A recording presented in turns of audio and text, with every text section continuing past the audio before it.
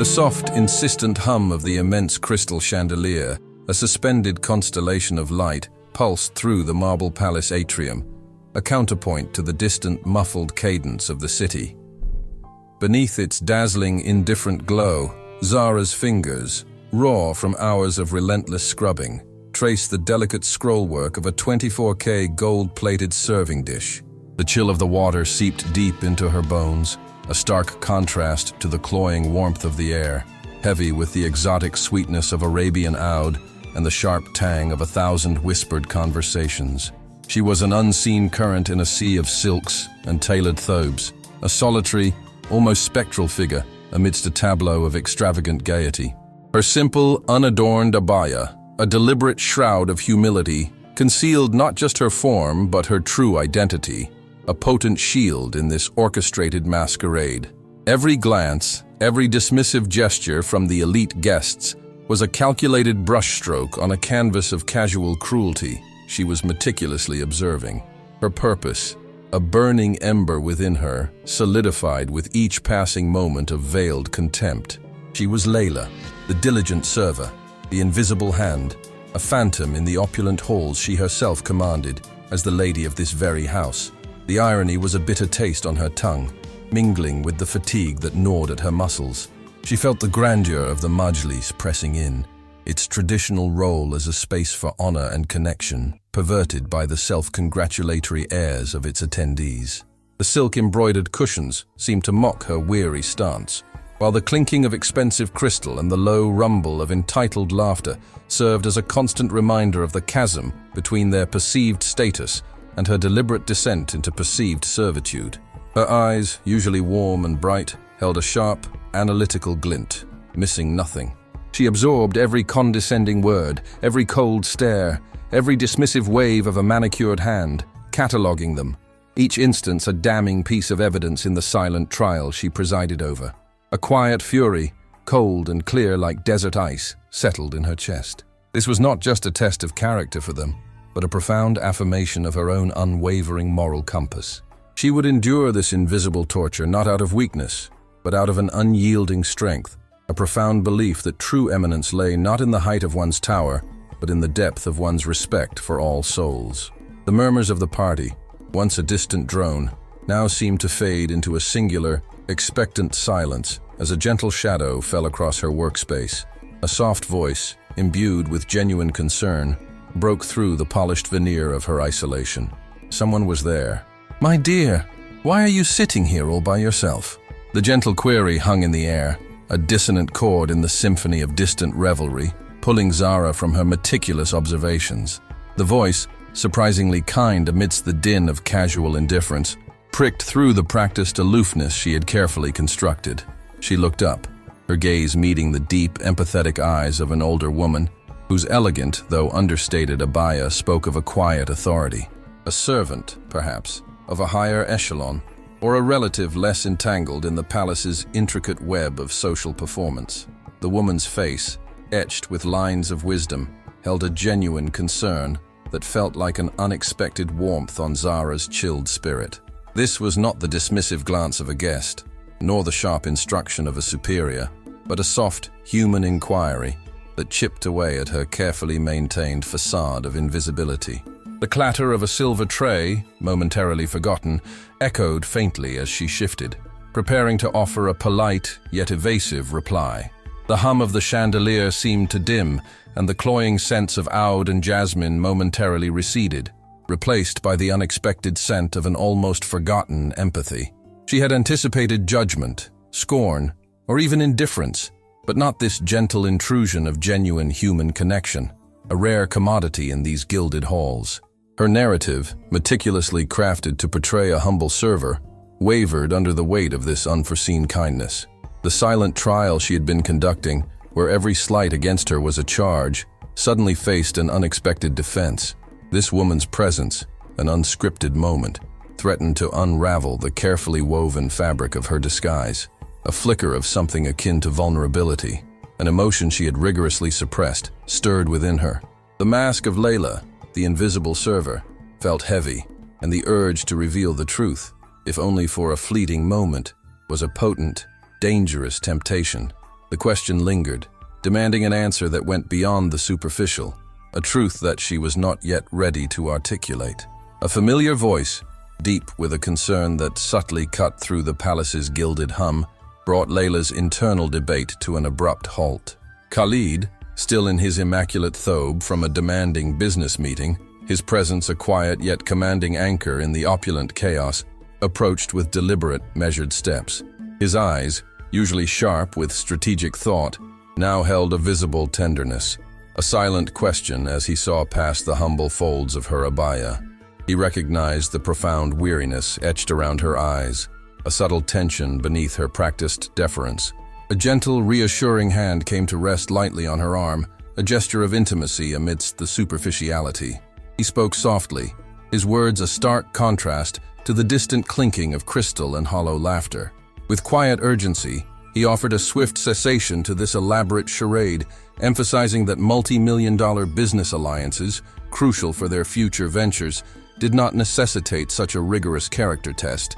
He voiced concern over the immense strain and significant risks, both emotional and strategic, that continued exposure posed. He proposed ending the pretense, restoring her to her rightful place, and proceeding with investments without further delay. Layla, however, met his concerned gaze with unwavering resolve, a quiet strength that belied her unassuming guise. Her voice, though a low murmur, carried the unyielding conviction of a shared, deeply held philosophy. She reminded him, with gentle yet firm insistence, of their mutual ethos, that genuine leadership and profound influence stemmed not from the towering heights of financial achievements or immense wealth, but from the inherent, unwavering respect extended to every individual, irrespective of their social station or perceived worth. This fundamental belief, she stressed, was vital now, given the scale of new, transformative investment opportunities on the horizon. These ventures, she articulated, demanded partners whose integrity was unassailable, whose moral compasses were true, and whose deep respect for all humanity was inherent, not merely performative. The character test, therefore, was not a luxury, but an absolute necessity, a vital, uncompromising filter against those whose glittering external facades concealed a chilling barrenness of spirit and a fundamental lack of empathy. The stakes, she concluded, were simply too high to compromise their foundational values, too critical to build their expansive future upon anything less than unwavering ethical alignment. A quiet, steely determination, a force as powerful as any desert wind, subtly reshaped his initial apprehension, affirming the deeper purpose meticulously woven into this challenging night.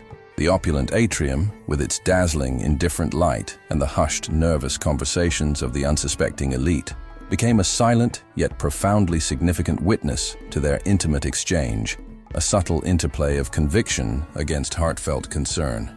Khalid, seeing the unquenchable fire in her eyes, the resolute set of her jaw, understood the immutable depth of her commitment. Her unwavering dedication was not merely to business or profit. It was, fundamentally, to the very soul of their burgeoning enterprise, a grand vision firmly rooted in justice and universal dignity. The challenging path forward, while undeniably arduous, was now unequivocally clear. The immense weight of their shared purpose settled between them, a silent yet unbreakable pact forged in the heart of this gilded cage, promising a new dawn where true eminence, finally stripped of its false pretenses, would at last shine forth in its purest, most undeniable form, forever changing the landscape. Khalid's hesitation had been swiftly met with Layla's unyielding conviction, her gaze a steady flame that burned away his protective concerns. The principle she articulated, that genuine influence stemmed not from accumulated wealth, but from an unblemished spirit, was not a mere aphorism, but the very bedrock of their shared values, particularly pertinent given the scale of the ventures he now envisioned. The vastness of the opportunities stretched before them, gleaming with the promise of expansion, but also fraught with the shadow of potential treachery. It was a truth forged in experience, a lesson etched into their very being through painful prior encounters. Indeed, the very notion of such a meticulous personal assessment had first taken root in a quiet conversation held a mere fortnight earlier amidst the sweeping panoramas of Khalid's study, where blueprints for burgeoning shopping centers and ambitious commercial developments lay unfurled across polished mahogany.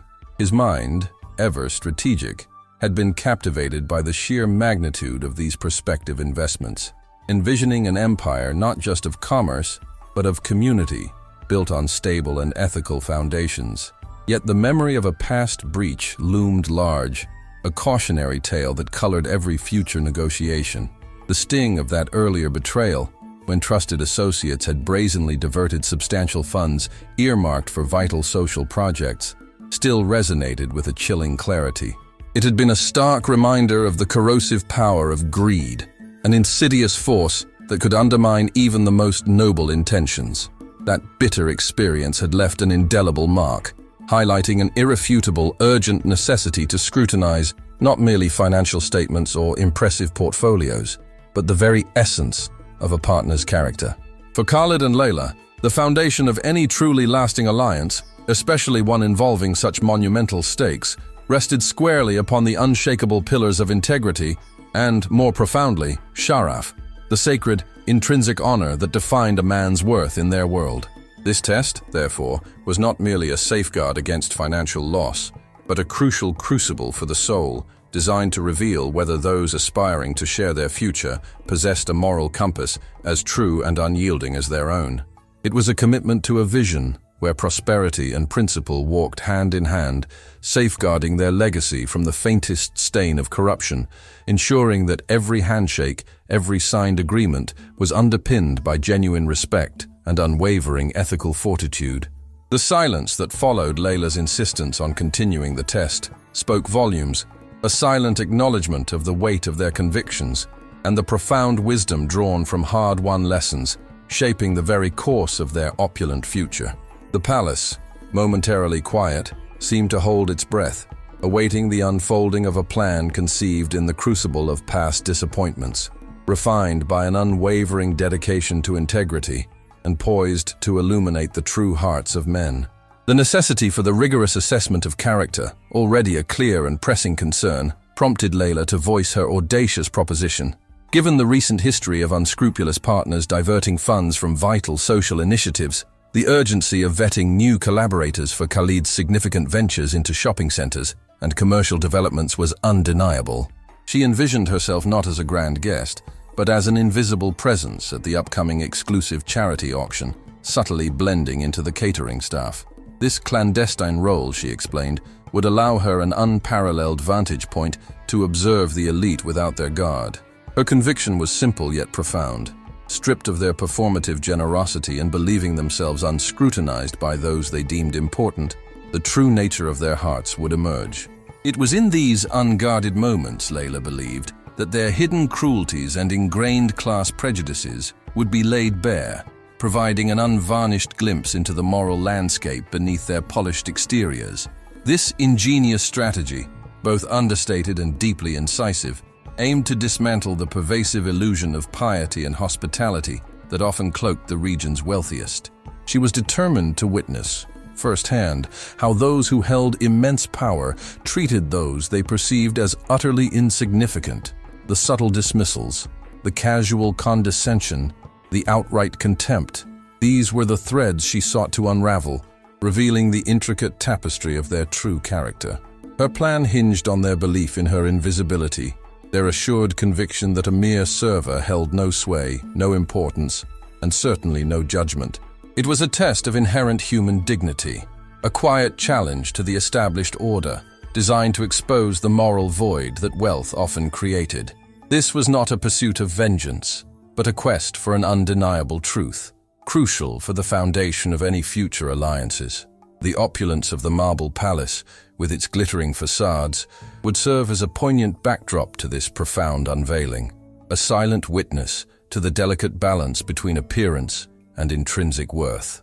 Her method, though seemingly humble, carried the weight of a powerful reckoning, promising to redefine the very essence of honor and respect within their gilded society, preparing the ground for an inevitable, unsparing clarity. A flicker of apprehension crossed Khalid's face, his discerning eyes mirroring concern for Layla's spirit, knowing the profound depth of her moral compass. He offered a gentle reprieve, a swift cancellation of multi-million-dollar agreements, rather than subjecting her to the raw indignity of this character test. Yet Layla's resolve was a steel rod, unbending.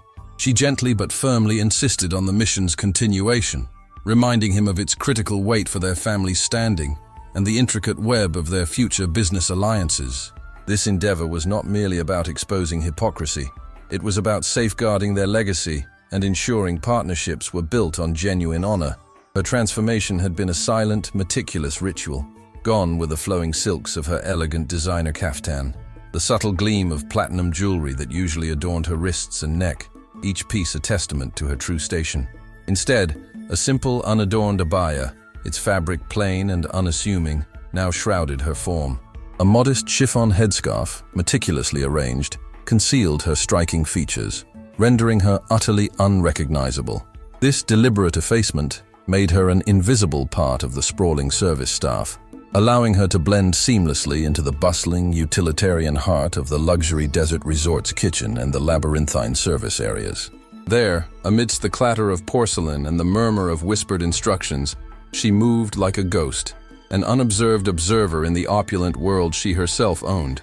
Each fold of her simple garment, each subtle shift in her posture, was a conscious act of camouflage, preparing her for the profound unraveling of pretense that lay ahead. She was a desert rose, deliberately hidden beneath glass, poised to reveal its true, vibrant bloom. Khalid's initial apprehension, a shadow passing over his usually composed features, lingered, even as Layla's quiet resolve reassured him. Her steadfastness, a core of unyielding principle, was something he deeply admired, a quality that, he now admitted with a gentle smile, she had once turned upon him. He confessed, a touch of fond remembrance in his tone, that Layla had subjected him to a similar, albeit more personal trial in the nascent stages of their own relationship.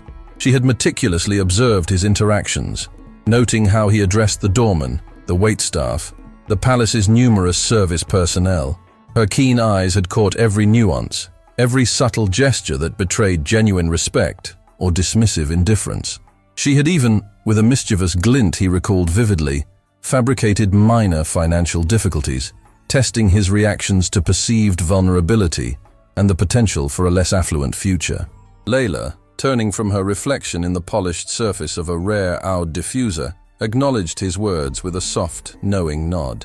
Her gaze held a distant memory, a subtle flicker of a past self. She explained that her past actions were born from a primal need for self-preservation, a shield woven from caution against a world often eager to exploit. As a single woman, navigating a complex social landscape, she had sought to discern true character from superficial charm, substance from fleeting interest. Her foresight had been a solitary sentinel, protecting her heart from those who saw only opportunity where she offered genuine connection. Khalid, moving closer, gently took her hands, his touch a profound reaffirmation of their shared journey. He reiterated his deep love for her, a sentiment underpinned by an even deeper admiration for her unwavering foresight and the unblemished integrity that guided her every action. Their story, he mused, was a testament to a love that had defied the rigid strictures of social standing, a beacon in a world often blinded by superficiality. Before their marriage, Layla had carved a respectable career for herself as a meticulous and highly regarded hotel manager, a position that had honed her innate ability to observe human behavior and anticipate needs. It was in this professional capacity that their paths had first intertwined, during a bustling convention hosted at her very establishment. He, a prominent Emirati businessman, had found himself drawn not to her outward appearance, though stunning, but to the sharp intellect and profound empathy that shone through her professional demeanor. Their courtship had been a delicate dance, intentionally removed from the prying eyes and judgmental whispers of his elevated social circle. For 6 months, their affection blossomed in quiet corners and unassuming venues, far from the gilded cages of their respective worlds. Layla had introduced him to the simple joys of a roadside eatery, a far cry from the opulent dining rooms he frequented, and he had embraced it without a single complaint. This period had allowed him to truly know the woman behind the professional facade, to discover the depth of her character, her sharp wit, and her unpretentious spirit, utterly unimpressed by the vastness of his fortune. In turn, Layla had seen beyond the wealth and influence, recognizing a man of honor, integrity, and a genuine heart beneath the tailored thobe. Their union was a profound testament that true love, a force more potent than any social barrier, could indeed transcend the superficial chasms of status and expectation, forming an unshakable foundation built on mutual respect and genuine admiration, a rare and precious gem in their glittering world. The air, moments ago thrumming with the expectant vibrations of Khalid's arrival, now held an electric stillness, a silence that seemed to precede a seismic event. This was the precise orchestration Layla and Khalid had planned, a synchronized dance of power and perception to expose the palace's web of deception. Khalid's entry at 9:30 p.m. was not merely a guest's arrival, it was the unveiling of a strategic force, an influential magnate stepping onto a stage he subtly controlled. Layla, still a phantom in her unassuming abaya, felt the culmination of her endurance pressing in. She had pledged to remain invisible, absorbing every dismissive glance, cutting remark, and casual act of dehumanization, each slight catalogued with crystalline precision into an irrefutable dossier. Her undercover role, a deliberate descent into perceived servitude, was the counterpoint to Khalid's overt authority, designed to pierce the illusion and tear away the veils beneath which their partners hid moral barrenness. The falcon with diamond ring was poised to strike, its shadow lengthening across the opulent atrium, promising a long-prepared reckoning. Khalid's commanding figure, framed by the grand entrance, radiated a presence that seemed to absorb light from the colossal crystal chandelier, momentarily dimming its brilliance as if acknowledging a superior force. His gaze, sweeping the room with an almost imperceptible intensity, was a silent dialogue with Layla, a shared understanding of their purpose. It conveyed trust in her observations and readiness to act on the truth she had unearthed. The hush that descended was not only tribute to his status, it was recognition of unspoken power poised to shatter the fragile architecture of self-serving illusion. Layla remained a quiet sentinel, her heart a steady drum, prepared to witness the unveiling of profound justice. The meticulous planning, the agonizing patience, the sacrifices made in the crucible of this deception converged in this instant.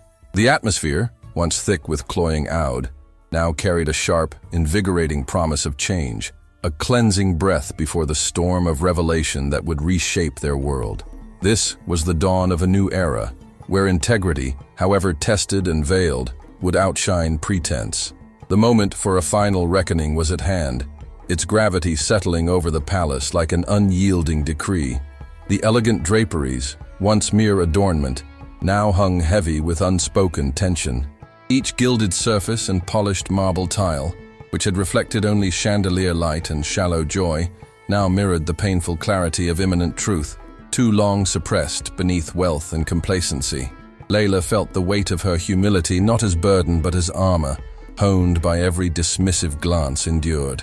The quiet strength within her, forged in this elaborate deception, hummed with unwavering resolve. She was no longer a silent observer but a catalyst, ready to ignite the dormant fires of truth beneath the sheen of perceived superiority. A subtle shift ran through the guests, nervous energy rippling like an unseen current. False smiles faltered, polite laughter grew strained, anxious glances passed between prominent figures, adorning unease flickering in their eyes. The oude, once suffocating with self-importance, now carried an invigorating bite, a fragrance of inevitable reckoning that filled her with quiet spiritual exhilaration. The stage was set not for theater, but for a redefinition of their shared reality. Her veiled eyes swept faces who had unwittingly joined her experiment. She saw flashes of anxiety, ingrained arrogance, confused disorientation, their composure fraying. These masks, built from inherited wealth and status, were beginning to crack, revealing vulnerable humanity beneath. The foundation of their eminence poised to crumble under the unspared light of truth. This was not vengeance but balance, a reminder that true worth is measured by integrity and respect for all. Whispers that had once been dismissive now carried a fearful undercurrent, foreshadowing a silence more potent than any accusation. Layla's inner landscape remained a serene expanse of determination. She was ready. The culmination of her transformation from invisible server to undeniable force stood at the brink, a current waiting to surge, reshaping their world in its uncompromising wake. But what if? Khalid had pressed, his brow subtly furrowing, a sliver of genuine concern piercing his usual stoicism. What if these potential partners genuinely pass this test, Layla? What then?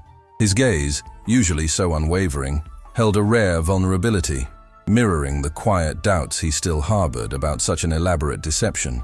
Layla had offered him a soft, reassuring smile, a gentle affirmation amidst the grand design. Then, "My dear Khalid," she had replied, her voice a calm counterpoint to his unease. "We will forge alliances built on honesty and mutual respect, profitable in every sense of the word." Yet, beneath that serene exterior, a potent premonition simmered within her, a deep-seated conviction that the unfolding evening would only serve to validate her long-held suspicions regarding the inherent character, or lack thereof, among certain echelons of the elite. She knew, with a certainty that settled deep in her bones, that their carefully constructed facades would ultimately crumble, revealing the stark, unvarnished truth beneath.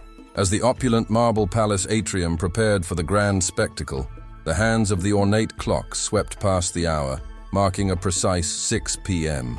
Layla, cloaked in her simple, unadorned abaya, a deliberate shroud against the impending brilliance, arrived through the discreet service entrance. This was no ordinary arrival.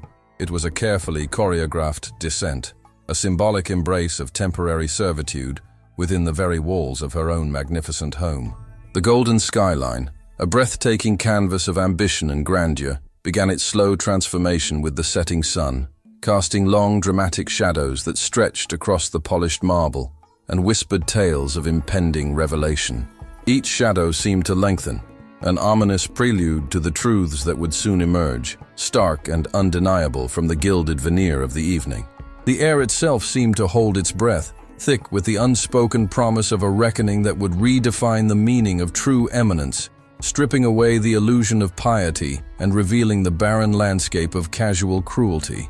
The journey into the heart of the deception had truly begun, a quiet storm gathering force beneath the dazzling, indifferent glow of the crystal chandeliers, a powerful current waiting to surge forth. Yet that deep, internal certainty had been forged in the crucible of mundane beginnings, a calculated descent into the resort's operational heart. She remembered Amina, the catering supervisor, a woman whose kind eyes belied a practical, no-nonsense demeanor. Amina's efficient greeting was followed by a directive, ushering Layla into the purposeful chaos of the luxury desert resort's service areas, specifically the kitchen.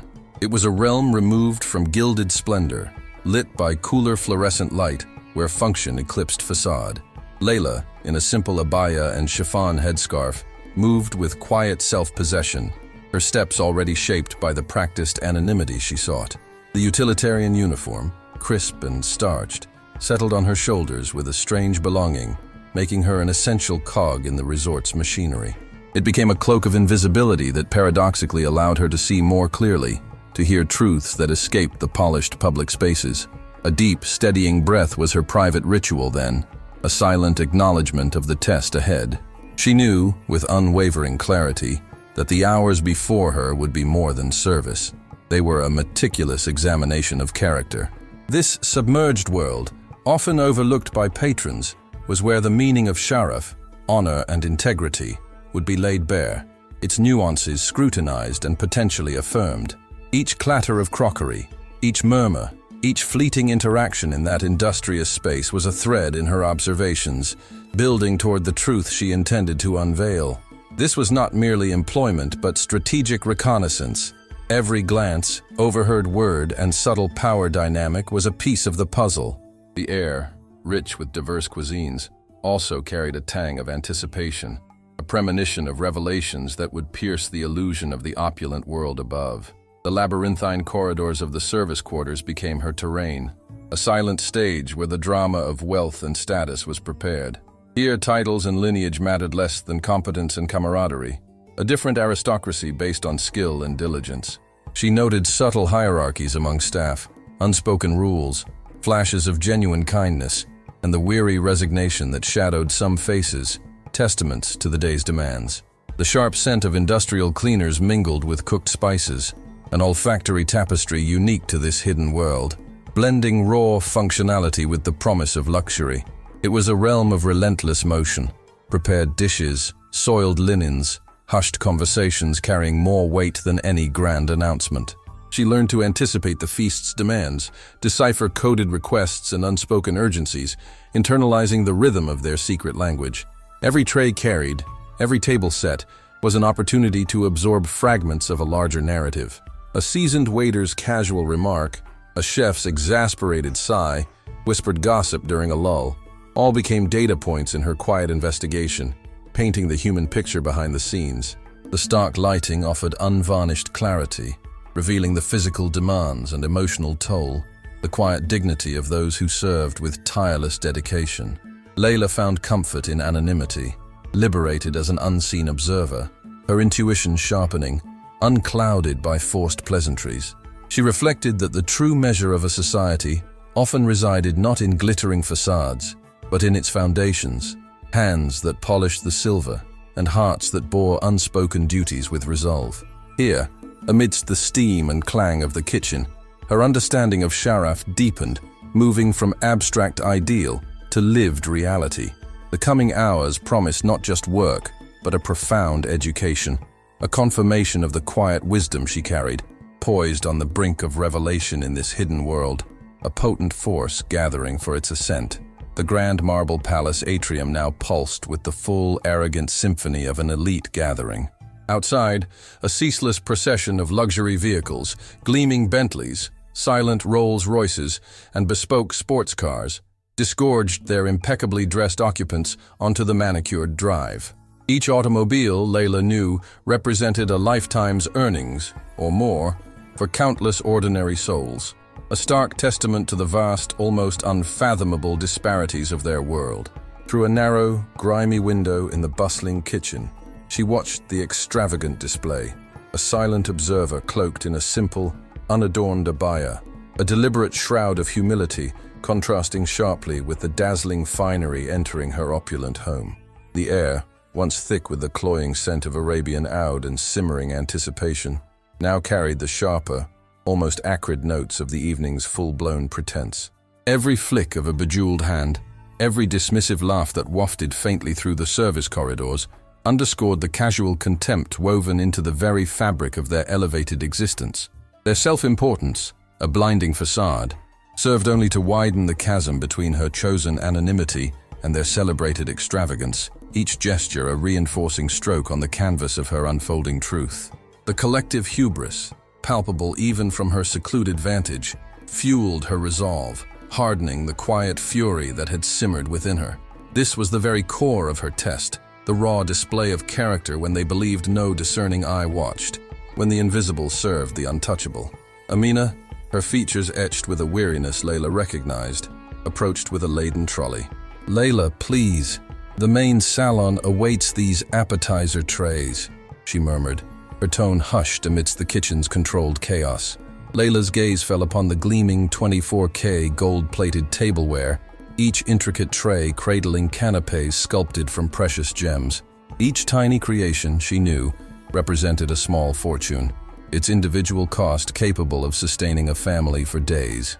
The weight of the golden trays in her hands felt both literal and symbolic, a crushing reminder of the sheer opulence that simultaneously veiled and exacerbated societal divides, a decadent facade maintained by an unseen army of overlooked labor. The rich scent of delicacies, mingled with oud, now pressed in with the biting irony of her task, serving extravagance in her own home to those who would scorn her true station. Every delicate placement was a silent testament to the vast distances between their worlds, a gulf of privilege she was determined to bridge. This was the precise heart of her experiment, the stark intersection of lavish display and the unacknowledged hands that served it, each moment confirming the moral bankruptcy lurking beneath the dazzling surface. The masquerade in full swing, Layla, the silent architect, felt the coming revelation pulse with physical ache, a promise that this imbalance would not endure. The glittering facade of the oasis of deception was about to crack, revealing the barren landscape of their true, unadorned characters, a profound redefinition of their shared reality. Her resolve, forged in humility and guided by an unshakable moral compass, hummed with fierce determination to expose the emptiness beneath the weight of their gold, a truth that would ultimately outshine any gilded artifice. The stage meticulously set, the final act, poised to commence, promised a storm of undeniable clarity. The intricate dance of arriving guests, a blur of designer garments and cultivated smiles, continued within the atrium, a theater of lavish display. Each meticulously plated canapé, a golden morsel of fleeting indulgence, shimmered on its tray, a symbol of the chasm separating wealth from labor, desire from sustenance. Layla, her eyes a quiet register of every detail, felt that divide in the air, thick with the scent of ambition and artifice. The grand illusion, however, was about to acquire a sharper, more personal edge. A sudden eddy in the flow of silk and laughter heralded the arrival of Rania Al-Mansouri, the evening's orchestrator, a woman whose presence commanded attention with predatory grace. She moved through the throng not as a participant, but as a proprietor, her haute couture abaya testifying to her unassailable position, its fabric swaying with an entitled disdain. Her gaze bypassed the shimmering tableau of the elite, settling with chilling precision upon Layla. Poised near a stack of gleaming empty trays, there was no hesitation. Layla was merely an extension of the palace's unseen machinery, a misplaced cog in Rania's perfect spectacle. "You," Rania's voice, sharp and refined, sliced through the murmur, an inflection of absolute authority. It was not a question, but a pronouncement of inferiority, a practiced judgment. Her manicured finger, adorned with a single massive diamond, pointed at Layla, who remained outwardly impassive, a phantom servant. "Are you new? I don't recall seeing you before." The words, though seemingly benign, dripped with contempt, implicitly questioning Layla's right to exist within the event. Layla, eyes downcast in show of subservience, offered a soft affirmation. Rania stepped closer, invading Layla's space with aggressive confidence, her opulent abaya creating a suffocating barrier. The exotic perfume she wore, once a distant note, became an overwhelming assault, mingling with the sharp tang of her arrogance. "I hope you understand the exceptionally high standards we maintain here for the exclusive charity auction," she stated, a patronizing hiss loud enough for nearby guests to catch. "This is not just any gathering. These are important guests." The emphasis on important was a hammer blow, designed to flatten any sense of self-worth Layla might possess. "You are here to ensure absolute perfection," Rania continued, her voice hardening, each word a dart. "No mistakes, no embarrassments. Your role is to be invisible, efficient, and above all, flawless. Anything less reflects poorly on me, and more importantly, on the esteemed individuals gathered tonight." She paused, letting the threat hang. Her eyes swept over Layla's simple abaya, a silent commentary on her low status, a stark contrast to Rania's luxury. It was a calculated performance of power, a public assertion of hierarchy meant to crush any budding agency in those she considered beneath her. Layla merely nodded, her face a constructed mask of deference, hands clasped before her, betraying no flicker of the molten fury beneath. Each cutting word, each condescending gaze, was catalogued, a piece of evidence in the silent trial she presided over.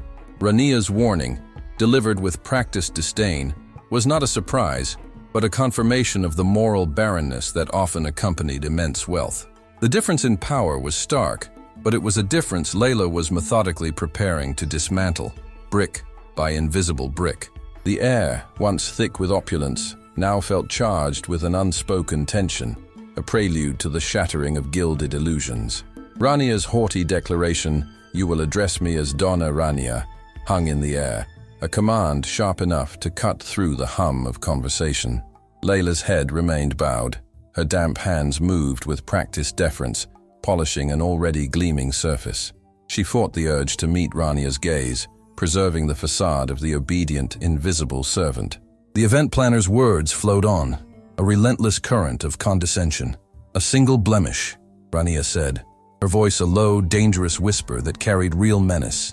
"A solitary smudge on these crystal glasses, and you will be dismissed. Do you comprehend?" Her diamond-adorned finger tapped a pristine flute, underlining the fragility of Layla's temporary employment and the ruthlessness of their world.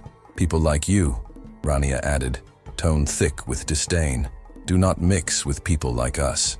Your place is in the shadows, serving, not aspiring. The casual cruelty confirmed every suspicion Layla had about the moral barrenness of these elites. Still, she kept her composure. A quiet inner fire smoldered, hardening her resolve. She noted each inflection, sneer, and flicker of contempt with the precision of a forensic witness. This was not merely an insult, but a data point, reinforcing the necessity of Khalid's elaborate test. As Rania turned away, her haute couture abaya rustling like dry leaves, an unsettling silence replaced the party's muffled cadence. It was quickly filled by Amina's empathetic murmur. "Are you all right, my dear?" Amina asked, brow furrowed, her glance a sympathetic acknowledgement of the brutal exchange. Her unadorned uniform and simple headscarf contrasted with Rania's opulence. Her quiet humanity was a relief against the glittering cruelty. This brief human connection, rare in these gilded halls, confirmed Layla's observations and added poignancy to her mission. Layla offered a barely perceptible nod, eyes still demurely lowered, but resolute. Her hands, in the cool, soapy sink, moved with renewed, almost ritualistic purpose. Each scrub against the crystal became a symbolic act of defiance. Every dismissive glance and cutting word was filed in a mental ledger, a damning indictment of their claimed superiority. She felt the tremor in Amina's voice and the hesitant pity in her eyes, as a mirror reflecting truths beneath the polished veneer of the oasis of deception. The chandelier's low thrum now seemed to vibrate with expectation. The aroma of Arabian oud, once cloying with self-importance, sharpened into an invigorating bite, a prelude to a decisive break from the night's charade. Layla felt a surge of quiet power, an anticipation that thrummed under her skin. The 24K gold-plated tableware, gleaming under the light, no longer mocked her humiliation, but shimmered with inner clarity, reflecting not just brilliance, but the dawning of their accountability. The grand hall, monument to untouchable status, began to feel like a fragile glasshouse, poised to shatter under the pressure of undeniable truth.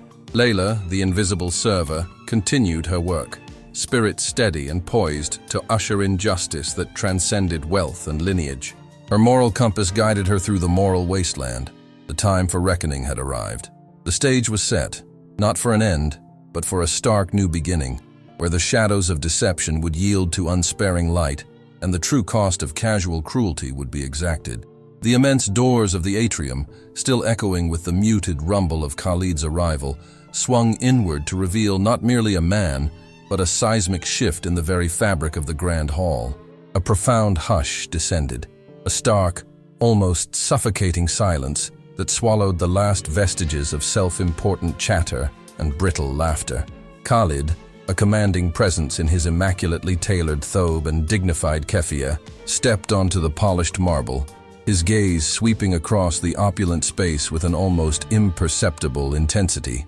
The dazzling light from the colossal crystal chandelier, a suspended galaxy above, seemed to momentarily dim, acknowledging a superior brilliance. Rania Al-Mansouri, a shimmering blur of haute couture abaya, rushed forward, her movements a carefully choreographed display of deference.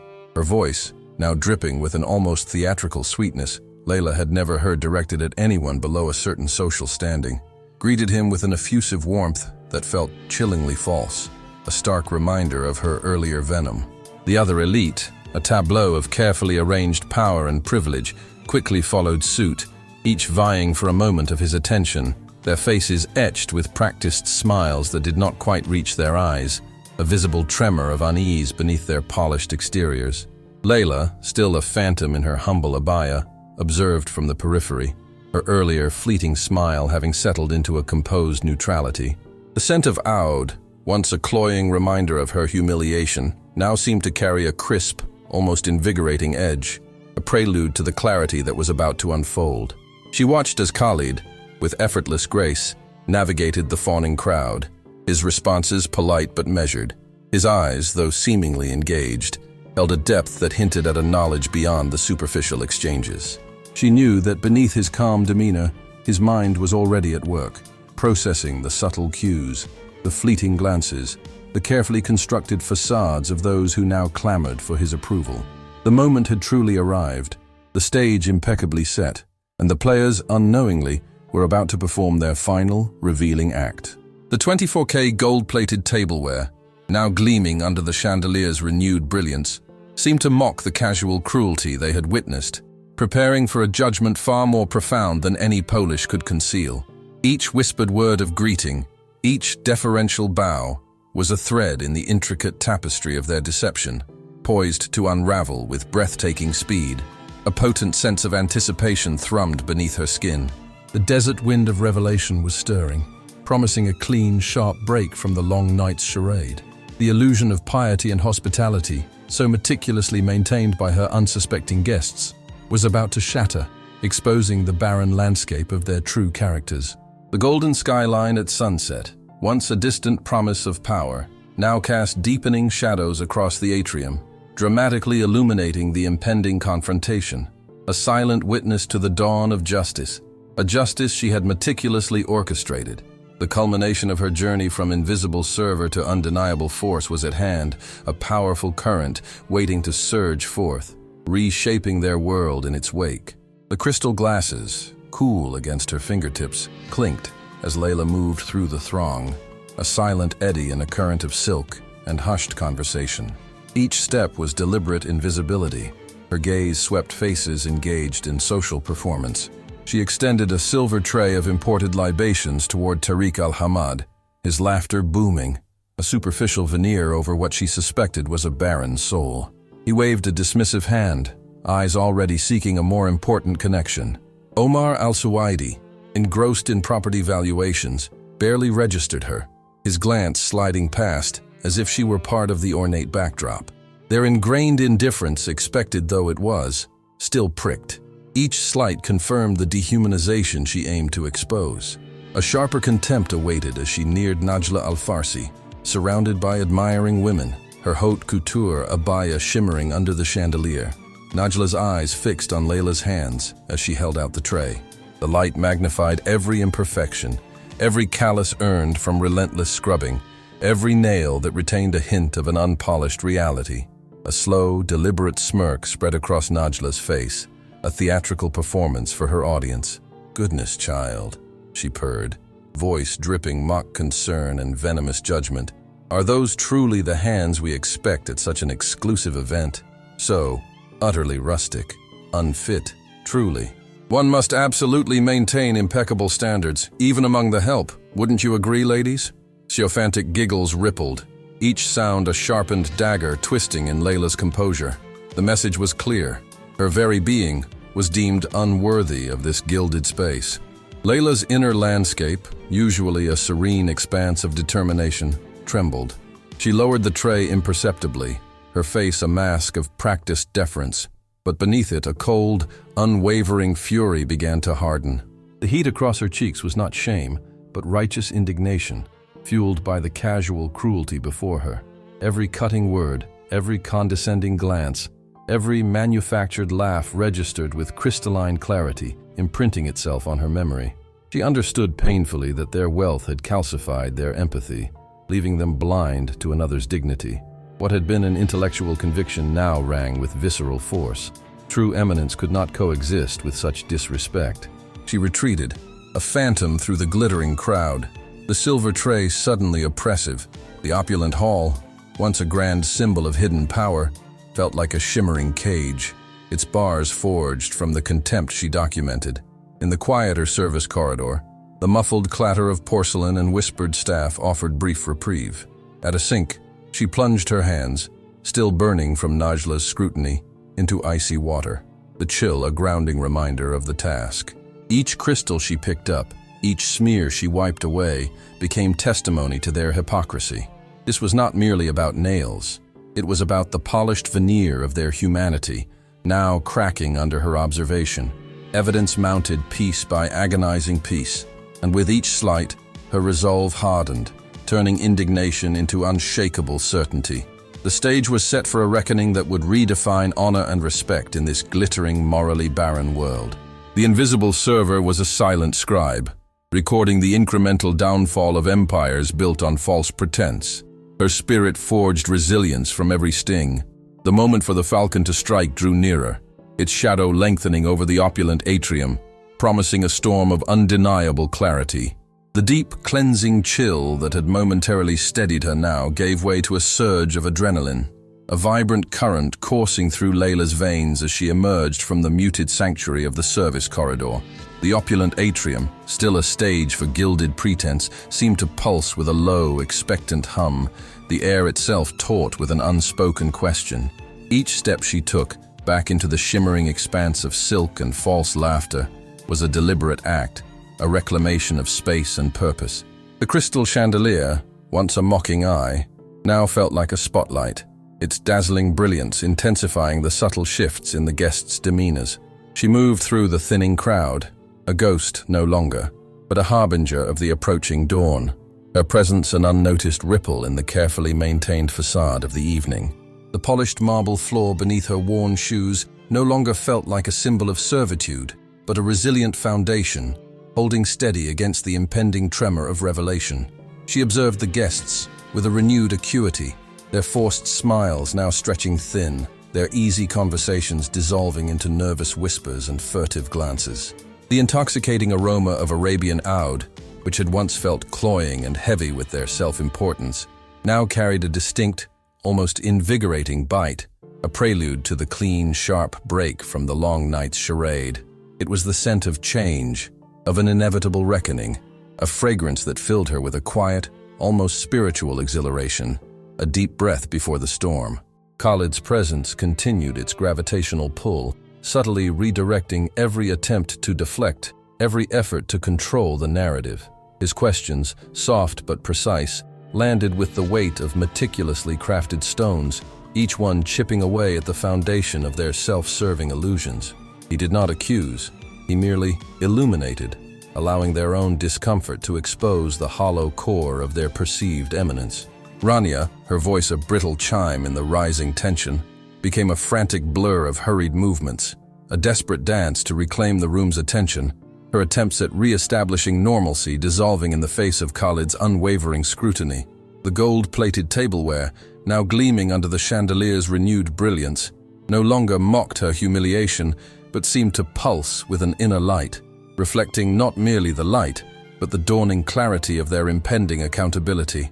The grand hall, once a monument to their untouchable status, now felt like a fragile glass house, on the verge of shattering under the sustained pressure of truth. Layla's internal landscape, a serene expanse of unyielding determination, held firm. She was not merely witnessing, she was the silent architect, each piece of documented evidence now a structural flaw in the edifice of their false pretense. Her spirit, forged in humility and guided by an unshakable moral compass, hummed with a fierce, unwavering resolve. The culmination of her journey from invisible server to undeniable force was at hand, a powerful current waiting to surge forth, promising a profound redefinition of their world, where truth would cast its long, unwavering light. The whispers of the atrium, once light and dismissive, now carried a faint, almost fearful undercurrent, a premonition of the thunderous silence that would soon descend. The moment had truly arrived, bringing a stark, undeniable new beginning, where shadows would yield to an unsparing clarity, and the true cost of their casual cruelty would finally be exacted. The tension, which had simmered gently in the opulent hall, now coalesced into a sharper, more immediate sting, as Najla Al-Farsi swept back into the controlled chaos of the kitchen. Her presence, always a disruption, felt particularly abrasive in the charged air, her silken movements at odds with the clipped, disdainful edge in her voice. The words, when they came, were not merely spoken but hurled, each syllable a carefully aimed barb designed to diminish. She cast a scathing glance over Layla's simple utilitarian uniform, her eyes lingering with an almost theatrical contempt before flicking dismissively away. "Really, Layla," she began, the name itself a pretense of familiarity masking a deep-seated condescension, one would think. After all these years, you would understand presentation. It's not merely about the food, you know. It's about the entire experience. And frankly, your appearance is lacking. The unspoken implication hung heavy between them. A server's role extended beyond mere labor. It was a performance of invisibility, a silent testament to their low station. Najla's voice sharpened further, cutting through the clatter of porcelain and the murmur of other staff. One must always remember one's place, Layla. This establishment, these esteemed guests, they are not for mixing. The lines, my dear, must remain absolutely clear. Service staff serves. They do not mingle. Layla, a statue of quiet defiance, absorbed every single venomous word.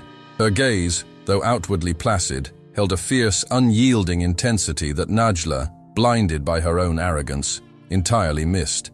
Each insult, each pronouncement of Layla's supposed inferiority, did not wound her as intended, but instead settled deep within, a slow-burning ember fueling a quiet internal conflagration. Najla, in her unwitting cruelty, was speaking to someone who, with a mere thought, could unravel the very fabric of her carefully constructed world. Someone capable of effortlessly acquiring her entire hotel chain, reducing its grand facade to a mere footnote in a vast global portfolio. The irony was a bitter, exhilarating draught that Layla savored in silence. Amina, standing nearby, arranging a platter of delicate pastries, flinched almost imperceptibly with each of Najla's pronouncements. Her hands, usually deft and precise, trembled slightly as she placed a candied fig, her eyes darting between Layla's impassive face and Najla's imperious one. Amina's discomfort, a visible tremor of unease, served as a stark, poignant mirror of truth.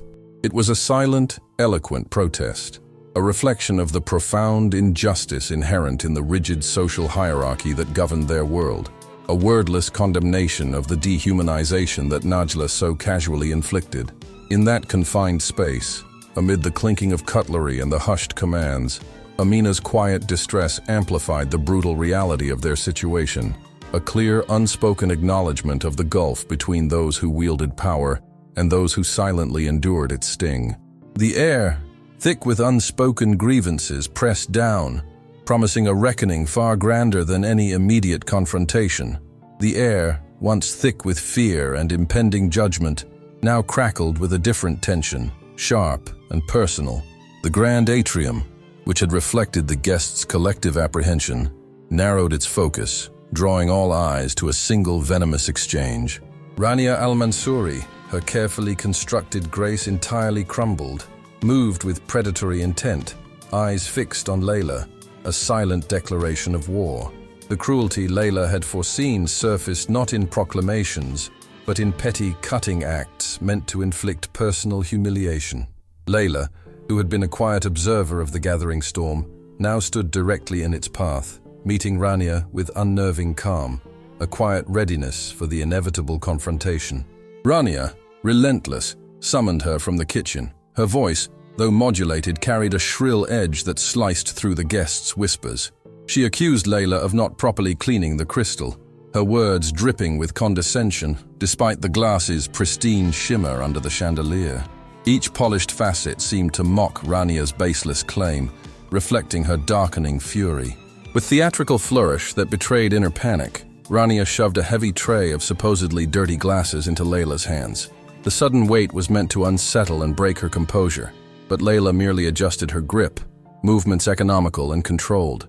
As if that were not enough, Rania launched a volley of insults like poisoned darts aimed at Layla's dignity, words of incompetence, unworthiness, and disrespect for the Al-Mansouri household. Each verbal blow intended to strip Layla of self-possession before the silent crowd. Layla, fury simmering beneath a placid exterior, understood Rania's true motive with chilling clarity. This wasn't about the glasses. It was about power, about control. Rania's desperate reassertion as her world teetered. She reveled in the humiliation, using Layla as a visible scapegoat, a public demonstration of fading authority. Every harsh word, every unwarranted accusation, every deliberate degradation became, in Layla's mind, another piece of irrefutable evidence. The incident, small in scope, became a microcosm of larger injustices, a tangible sign of the moral decay Layla sought to expose. The crystal, once a symbol of untouchable luxury, felt like a fragile barrier about to shatter and reveal the truth it had long concealed. Layla's gaze, steady and unwavering, met Rania's, a silent promise of reckoning, not with anger, but with a profound, pitying understanding of the trap Rania was building. The tray in her hands, no longer a burden, became a testament, heavy with the weight of impending justice. The guests, frozen between horror and morbid fascination, shifted almost imperceptibly as Rania's performance peaked. A few averted their eyes, uncomfortable with the cruelty. Others watched, expressions betraying shock and dawning realization. This wasn't the polished world they knew. It was raw, ugly, exposed.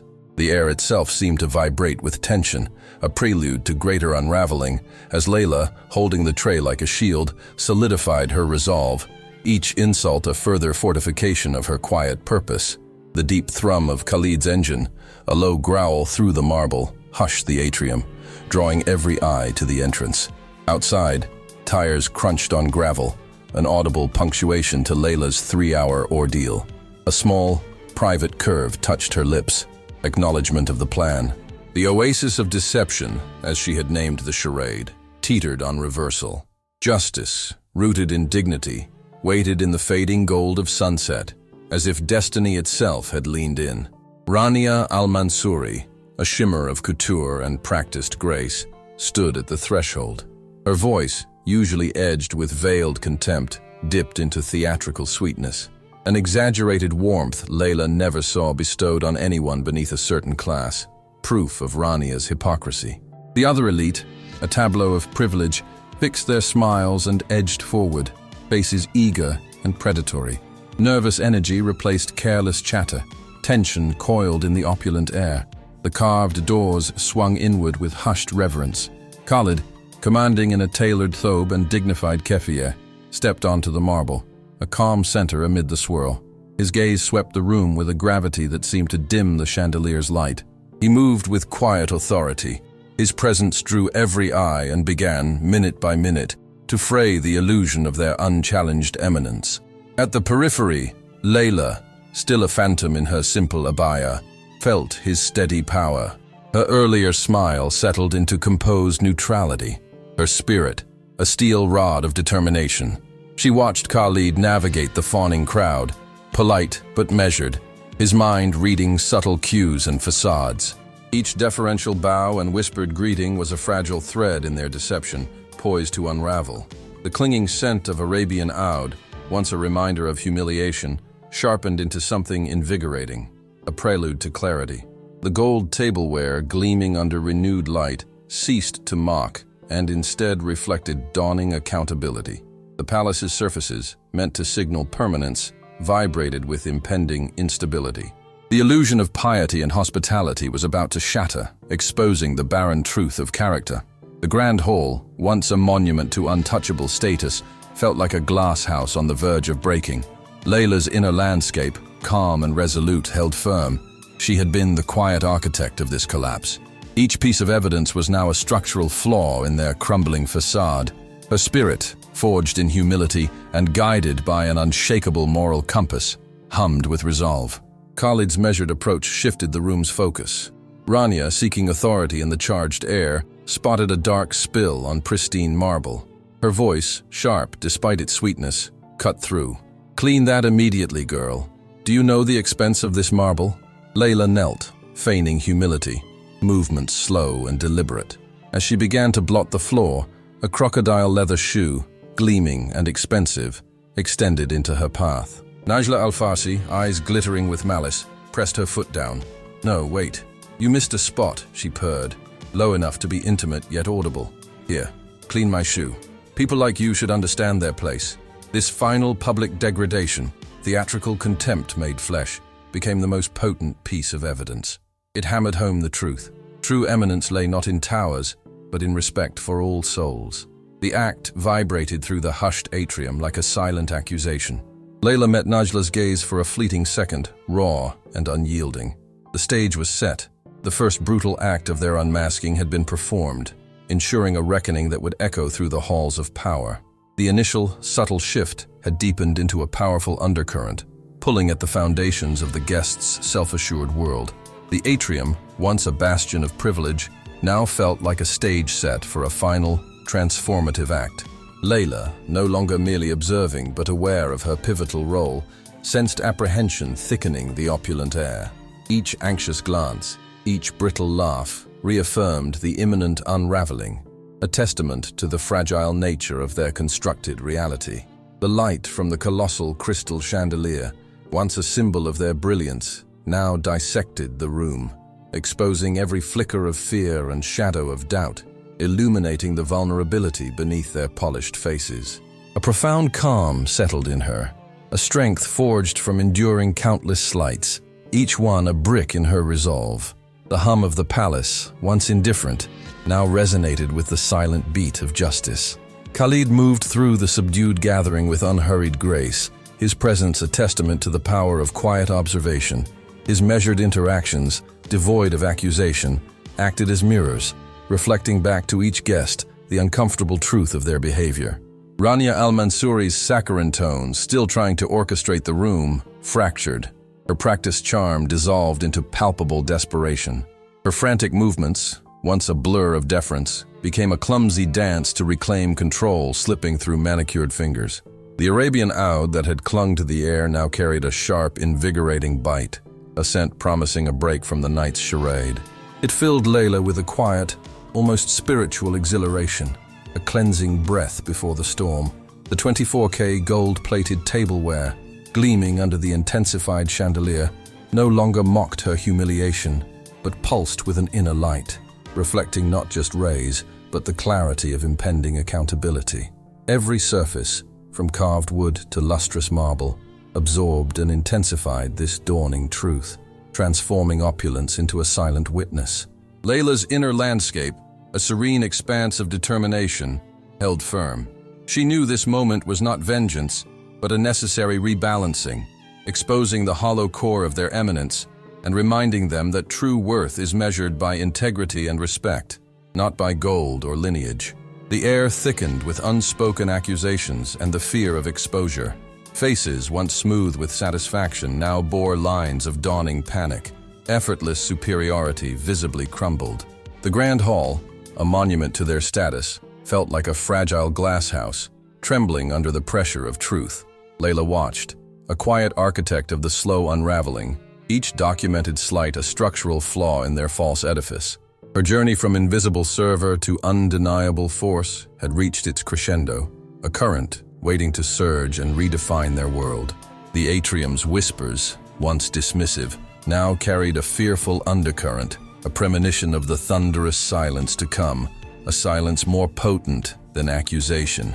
The moment had arrived, a fierce new beginning where every shadow of deception would yield to unsparing clarity, and the true cost of their casual cruelty would finally be exacted.